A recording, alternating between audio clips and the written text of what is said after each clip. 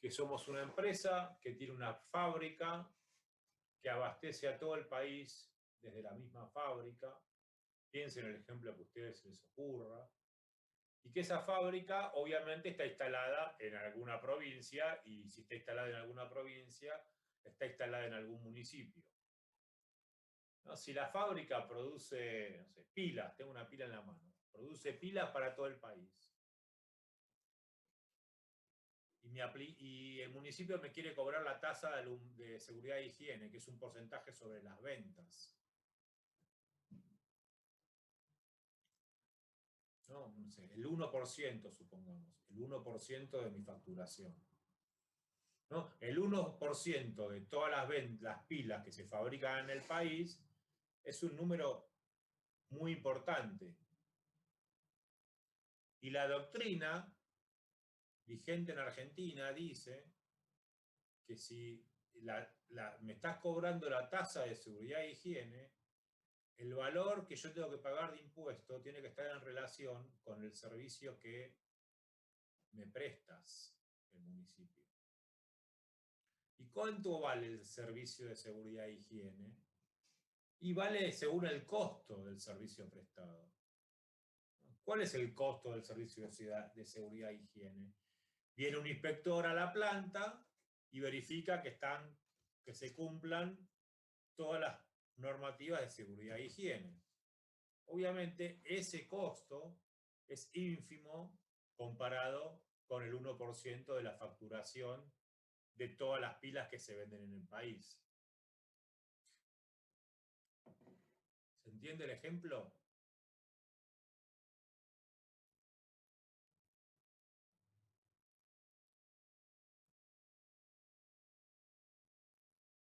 Sí, Pero ahí por no mi parte sí.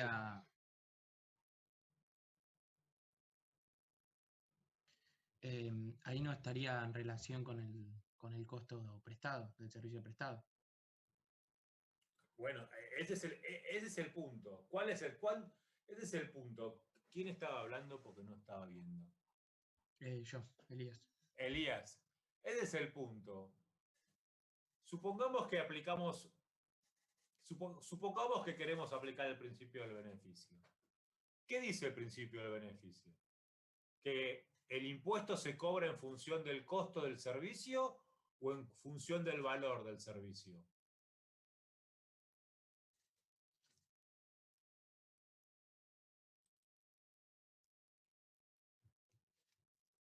¿Ah? Ustedes son estudiantes de economía, no pueden no saber que en economía existen dos teorías del valor, por lo menos. ¿No? La teoría del valor subjetiva, que es la que usamos los economistas, en su mayoría, o mejor dicho, la teoría del valor subjetiva, que es en la que se basa la microeconomía que estudiamos en la facultad, y la teoría del valor objetiva, ¿no? Que era la teoría que, si mi memoria no me falla, había elaborado primero Ricardo y luego después había difundido Marx, ¿no? Que decía que las cosas valen por el trabajo social incorporado, por el valor del trabajo social, por el valor social del trabajo incorporado. O sea, el costo de producción. Nosotros los economistas sabemos que en el mercado las cosas no valen por lo que cuestan. En el mercado las cosas valen por lo que la gente está dispuesta a pagar. Por eso es la teoría subjetiva del valor. Entonces, cuando nosotros estudiamos el principio del beneficio, nosotros dijimos, no podemos aplicar el principio del beneficio porque el principio del beneficio sostiene que cada individuo tiene que pagar por lo que él considera que vale el servicio. No el costo del servicio. Lo que vale el servicio para cada individuo. Si yo soy una empresa que fabrica pilas para todo el país, y para vender pilas tengo que tener la fábrica habilitada, ¿cuánto es el valor del servicio de habilitación de la fábrica?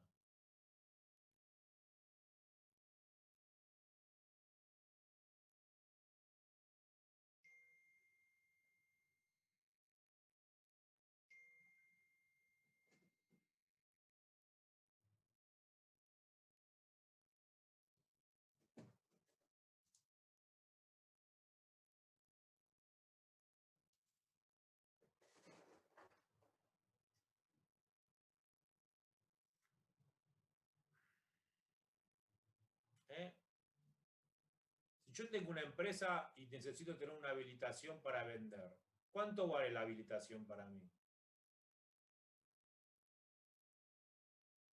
Lo que vayas a ganar en tus ventas.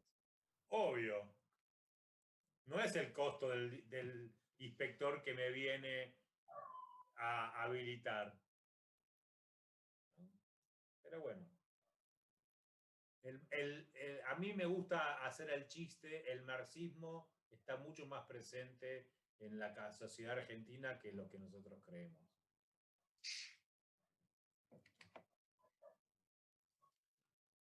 Recuerden que el principio de federalismo fiscal propone, los principios del federalismo fiscal proponen la descentralización, ¿no? Y que el criterio básico por el cual nosotros proponemos la descentralización es porque se internaliza el costo político de brindar el servicio y cobrar el impuesto. Si nosotros sostenemos una doctrina tributaria que impide que los municipios que son el mínimo nivel de gobierno cobren impuestos, ¿cómo hacemos para descentralizar? Estamos en el peor de los mundos, queremos descentralizar a los municipios el gasto, pero no queremos que los municipios cobren impuestos. Entonces los municipios son free riders, gastan la plata que le da alguien más. El peor escenario posible.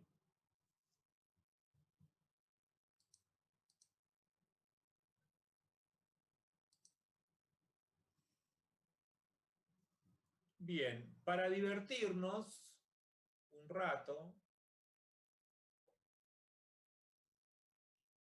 apliquemos lo que estudiamos hasta ahora respecto de las tasas, los impuestos y la doble imposición a el tema tributario que más se repite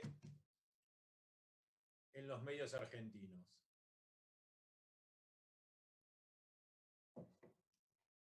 En Argentina se pagan 166 impuestos.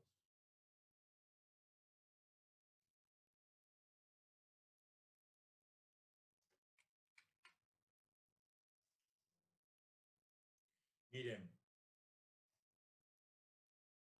el problema de contar impuestos es justamente que nosotros estamos suponiendo que hay una base imponible que es afectada por más de un impuesto al mismo tiempo,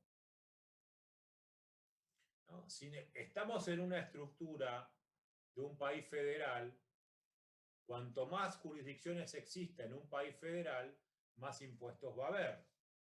No es lo mismo ser un país unitario que un país federal. Y no es lo mismo ser un país federal con 5 regiones que un país federal con 24 provincias o un país federal con 50 estados. Que a su vez esos estados tienen municipios. Acá tiene una tabla muy interesante que nos cuenta que en Estados Unidos hay casi 5.000 impuestos a las ganancias municipales. ¿No? Esta es la lista de los estados de Estados Unidos cuyos municipios cobran impuesto a las ganancias.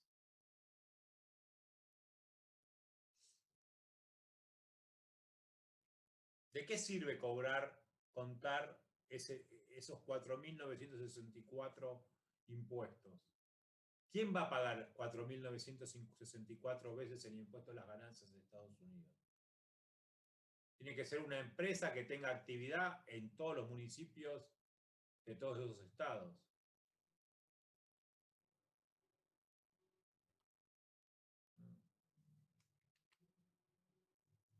Recuerden una vez más, este es mi gráfico, como se habrán dado cuenta, es uno de mis cuadros favoritos, lo uso siempre.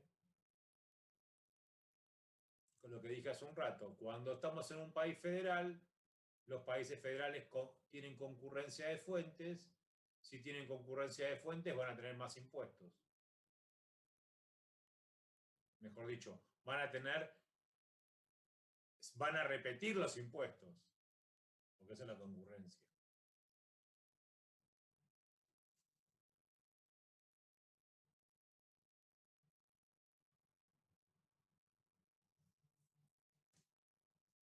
¿Alguien tiene alguna pregunta hasta acá?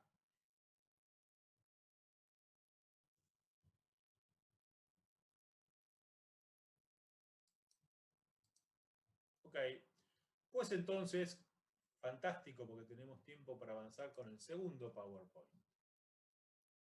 Pingui, pingui, pingui, pingui. Yo tengo una pregunta. Sí, Dijiste que los municipios cobraban impuestos llamados tasas y que eso traía dos problemas. Esos dos problemas es uno es el tema de que sean análogos o no sean análogos, y el otro, ¿cuál era el tema? no sé. No tienen dos problemas. Ah, está bien, está bien. Yo me anoté eso y después no sabía cómo seguirlo. Bueno, No, el problema es que los municipios, cuando le quieren cobrar impuestos a las empresas van a la justicia y dicen que el impuesto viola la Constitución, porque no respeta el principio del beneficio. Y los jueces le dan la razón a las empresas. Entonces los municipios no pueden cobrar impuestos a las empresas porque dicen que las tasas de seguridad e higiene como porcentaje de la facturación no respeta el principio del beneficio. bien, bien, gracias.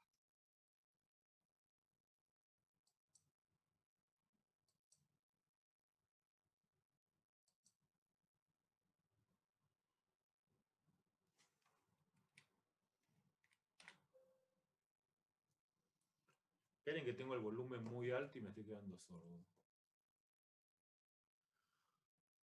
¿Cómo hago esto? Dejo de compartir un rato.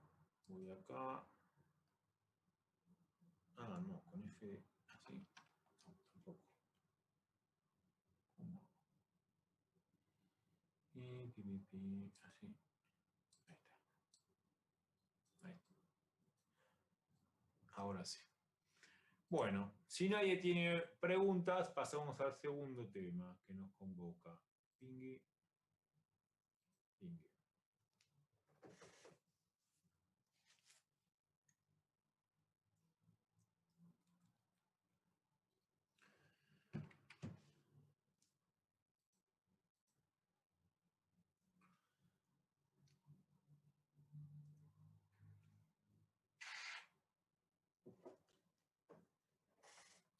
El primer punto que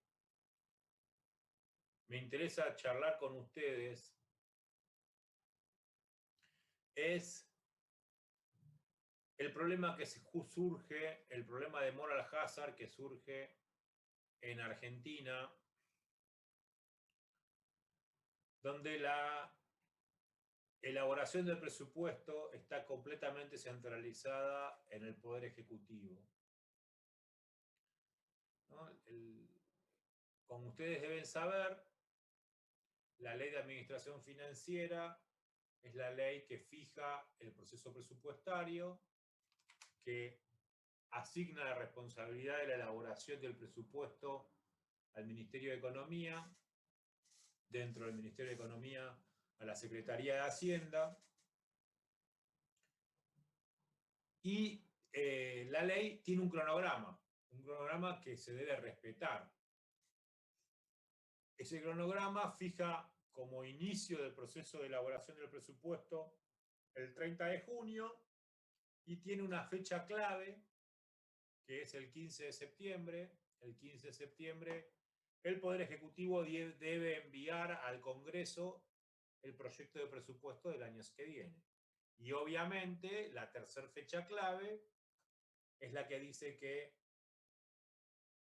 el presupuesto tiene un plazo máximo para ser aprobado, que es el 31 de diciembre. ¿No?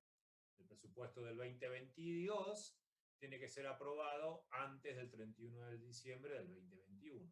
¿Por qué? Y porque el 2 de enero tiene que estar vigente la norma, ¿no? El presupuesto, como ustedes deben saber, es básicamente una ley que autoriza gastos. El artículo 1 de la ley de presupuesto dice, de todas las leyes de presupuesto argentinas, dice, autorízase al Poder Ejecutivo a realizar gastos por un total de hasta... Plim, plim, plim, plim, plim, plim. Si la ley no está aprobada, el Estado no puede gastar. Ahora, el primer paso para elaborar el presupuesto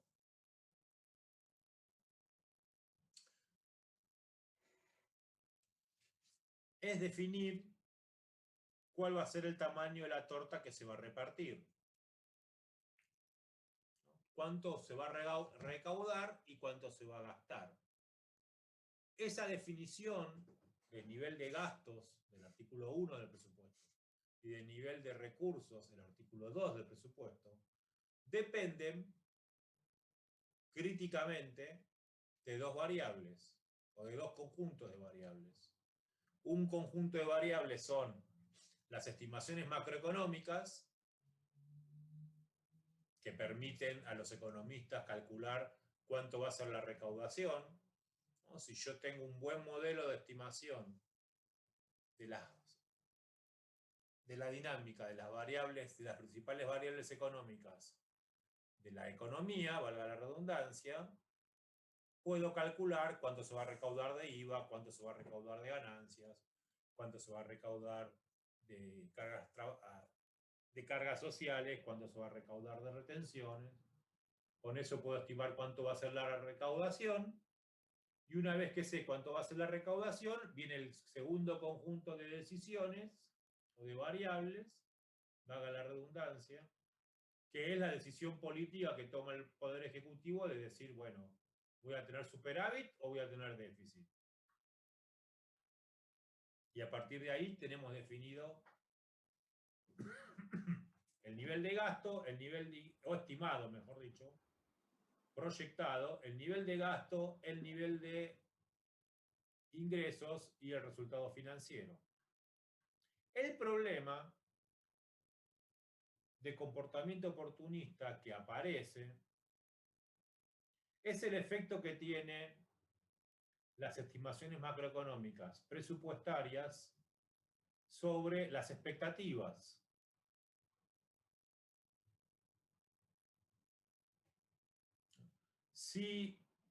Una pregunta, si el presupuesto dice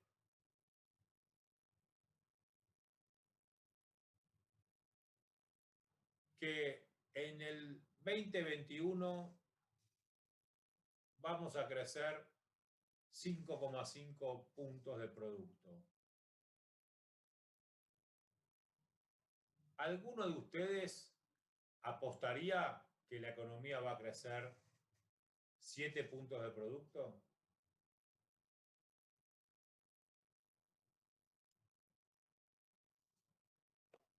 No. ¿Por qué no? Y porque si el presupuesto, o sea, yo por lo que tengo entendido, los números que se manejan en el presupuesto para anclar expectativas. Entonces, si vos anclas expectativas en un cierto porcentaje, por la proyección autocumplida, se supone que vos llegas a esos números. ¿Alguien Nadie tiene, está que el país va a crecer. No sé. ¿Alguien tiene alguna otra opinión al respecto?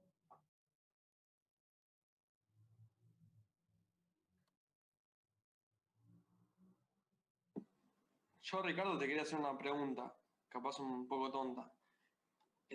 Supongamos que asume un presidente, no sé, creo que son el 10 de diciembre, por ejemplo, y al otro día quiere, no sé, eliminar 5 impuestos así de la nada. Entonces, hasta el 31 de diciembre, si es que no se lo prueban, no lo tiene permitido, digamos. Ricardo. ¿Qué quiere decir que no lo tienen permitido? No digo que si lo puede hacer, es la pregunta. El problema es que el presidente no puede anular impuestos. Eliminar, Los digamos. impuestos, ni eliminar. Los impuestos son leyes. Claro. Las leyes las aprueba el Congreso. Si hay una ley, por ejemplo, a mí no me gusta el IVA.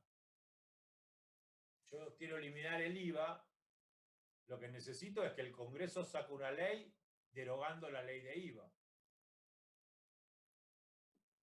Sí, No sí. hay entonces, sí, digo, ¿cómo se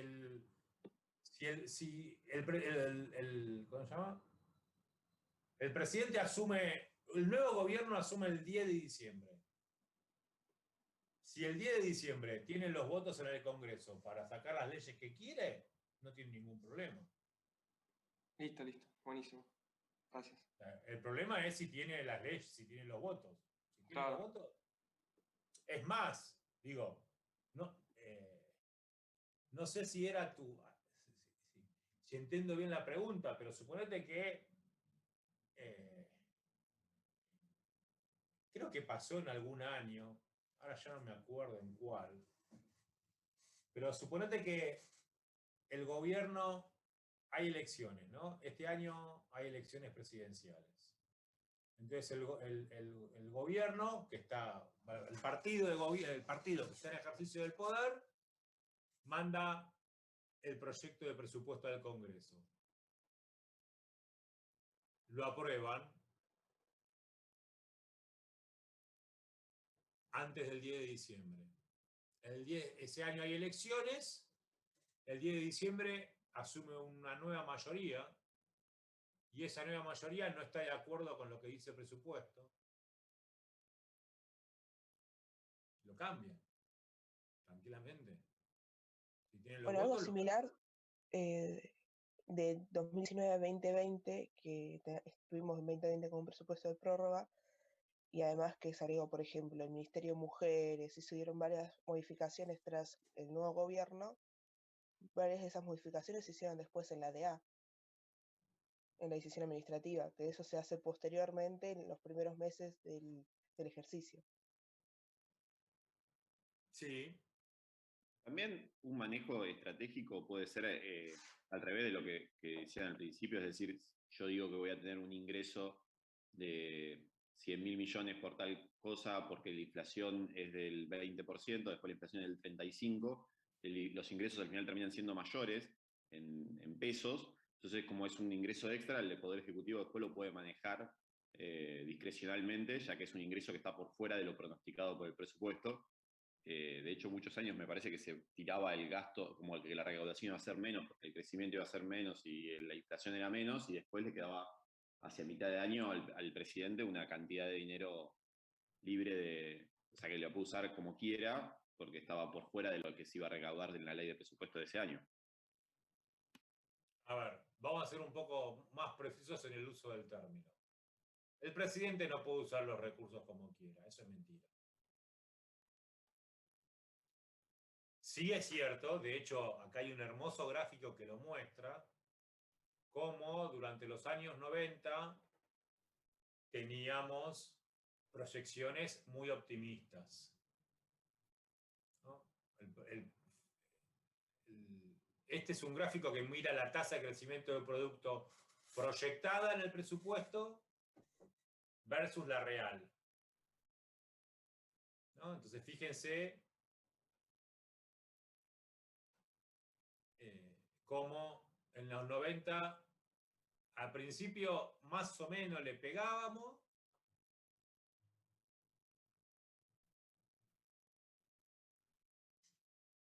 y de repente no le pegamos nunca más, ¿no? A partir del 98 al 2001, desastre total.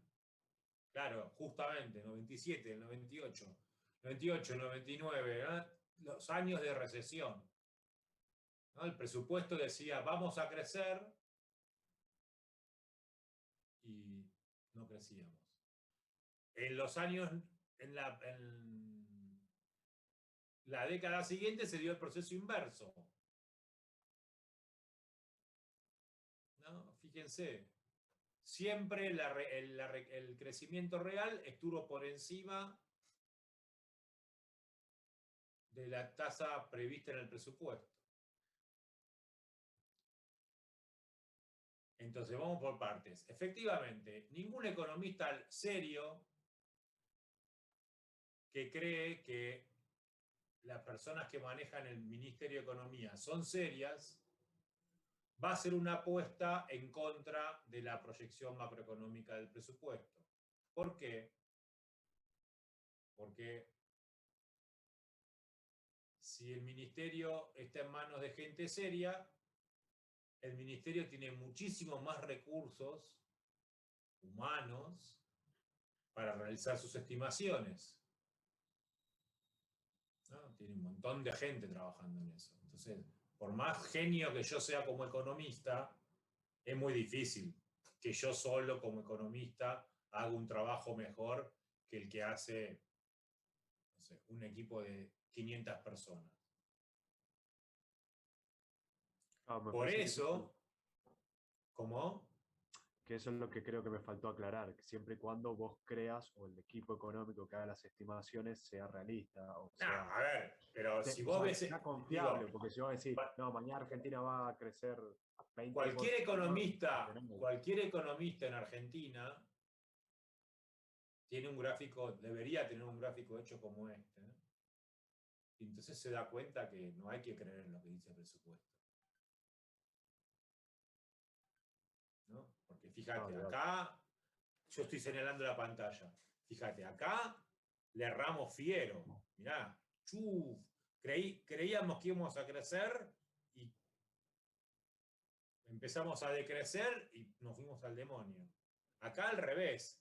Creíamos que íbamos a crecer 4% todos los años y mirá todo lo que crecimos. igual eso se puede dar por situaciones externas, que te falle las Un estimaciones. año, Claro, un año o dos. 2 años, digo, Pero no, acá hay, digo, acá hay 5, 6. este gráfico da cuenta de que hay un error sistemático, no hay un error aleatorio. Bueno, esos son los años del crecimiento a tasas chinas, ¿no? Y que también estaba creo que el bono de crecimiento por PBI, que entonces ellos decían, nosotros decíamos, vamos a crecer al 4,5%, y de hecho todas las líneas azules son exactamente iguales durante 4 años seguidos. Es como que éramos No, pero ojo que ahí estás contradiciéndote vos mismo. No, es que No, la Argentina sí. la Argentina es una No. contradicción constante. No, porque si yo tengo bonos ajustados por ser, Sí. o cupón PBI, Claro, me después la conviene realidad es una. No, si la realidad es la que digo yo, si yo soy el Ministerio de Economía. No, está bien, pero en la línea azul Entonces, y la línea verde la hice yo también.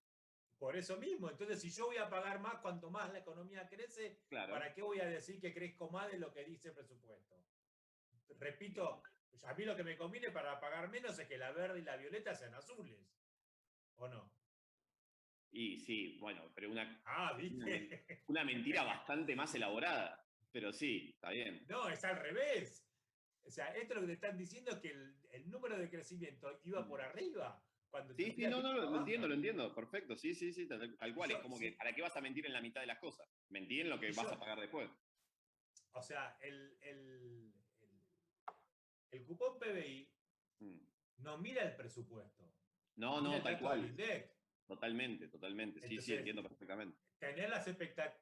Tener un 4% de tasa de crecimiento y después crecer el doble. ¿A quién le importa? Vas a pagar por lo que creciste realmente. Obvio.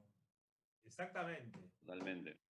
Me quedé con una consulta, con lo que yo te había dicho antes, en el tema pero hoy en día el presidente con un DNU, ¿no puede igualmente hacer gastos de emergencia sobre ingresos extraordinarios? Igualmente se tiene que aprobar quizá después en el Congreso, pero en el momento puede mandar 15.000 millones de pesos a sola firma. Sí, lo que pasa es que, de nuevo, o sea, ahí hay un problema. Ya que tengo mucho tiempo, voy a aprovechar. Nosotros en Argentina somos muy fantasiosos. Y entre las fantasías que nos gusta creer, está la fantasía de la separación de poderes. En un sistema como el que tenemos en Argentina, el presidente, o sea, hay dos opciones. Opción 1, o el presidente tiene los votos en el Congreso y por lo tanto no importa si gobierna por DNU o gobierna por ley, porque si saca DNU, después el Congreso le aprueba los DNU. O el presidente no tiene los votos en el Congreso, y como no tiene los votos en el Congreso, no puede aprobar leyes, pero tampoco puede sacar DNU, porque si saca DNU, el Congreso se los bocha. Para los que no saben, los DNU son decretos de necesidad y urgencia que no pueden legislar sobre impuestos, ¿no? Respecto de la primera pregunta que me habían hecho antes. Si a mí no me gustan los impuestos, no puedo sacar un decreto de necesidad y urgencia anulando la ley de IVA, porque la Constitución dice que los DNU no aplican en materia tributaria. Ahora, la Constitución también dice que los DNU tienen que ser ratificados por el Congreso. Si una de las dos cámaras del Congreso me dice que no, a mi DNU no sirve. Entonces, imaginémonos una situación. Yo soy presidente. Ustedes son diputados, son todos del mismo partido y son de un partido opositor al mío. Y ustedes tienen mayoría en diputados. Entonces yo firmo un DNU que a ustedes no les gusta. ¿Qué van a hacer?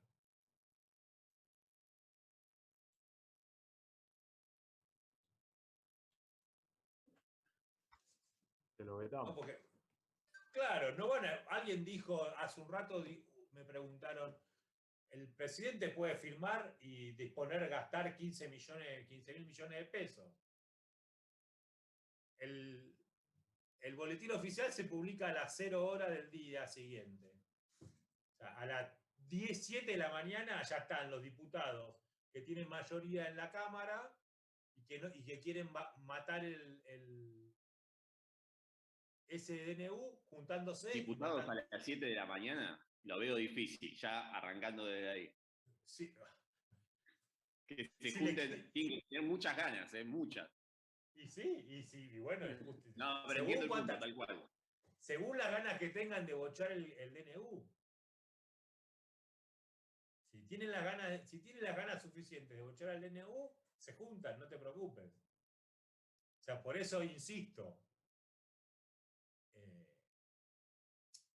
En realidad, cuando uno mira el tema de los DNU y el presupuesto, tiene que hacer una lectura un poquito más sofisticada. O sea, si yo soy gobierno y tengo mayoría, caso concreto, ¿no? Argentina después del 2011. En Argentina después del 2011, el segundo gobierno de Cristina Kirchner tenía mayoría en las dos cámaras.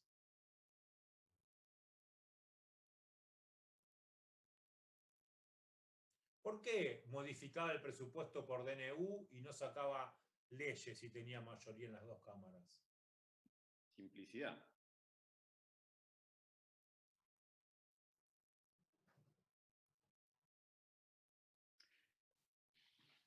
Igualmente, me parece que es un tema de simplicidad, porque más allá de que sea así, que uno lo pueda hacer porque las leyes te las van a aprobar porque vos tenés mayoría en las dos cámaras, la idea es que el Congreso lo tenga que hacer y eso abre un debate. Es decir, aunque yo tenga mayoría, los opositores van a tener tiempo de hablar, de exponer, de preguntar. Si yo, aunque tenga mayoría, digo, bueno, pero porque tengo mayoría me autorizo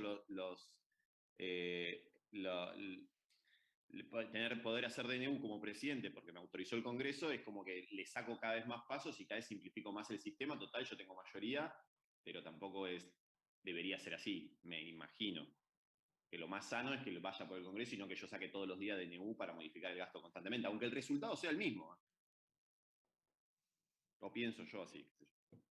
El problema es que no hay problema de sanidad, porque la sanidad no es un valor. O sea, o está en la norma o no está en la norma. Entonces, en realidad, el punto es que el gobierno de Cristina Kirchner no quería negociar con sus propios gobernadores el presupuesto. Por eso sacaba las modificaciones por DNU.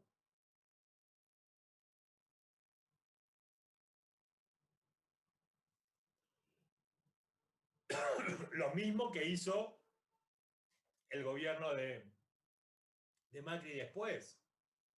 En el caso del gobierno de Macri era mucho más entendible porque tenía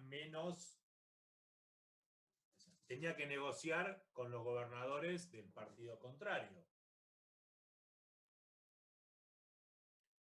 Ahora, el punto es que justamente, ¿no?, yo tengo las estimaciones macroeconómicas del presupuesto. A veces soy optimista y inflo las expectativas, a veces soy pesimista y tiro abajo las expectativas.